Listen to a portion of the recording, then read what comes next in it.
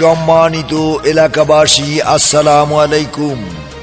আসছে আগামী 26শে ডিসেম্বর, রোজ রবিবার 2021 আসন্ন ইউনিয়ন পরিষদ নির্বাচনে 8 নং এওয়াজ বালিয়া ইউনিয়নের 3 নং ওয়ার্ড হতে আপনাদেরই মনোনীত, সকলের সুপরিচিত, মেহনতি মানুষের পরম বন্ধু, এই এলাকার কৃতি সন্তান, মেম্বার পদপ্রার্থী জনাব মহিনুদ্দিন স্যারকে ফুটবল মার্কায় আপনার মূল্যবান ভোট দিয়ে এলাকাবাসীর খেদমত ও উন্নয়ন করার সুযোগ দিন।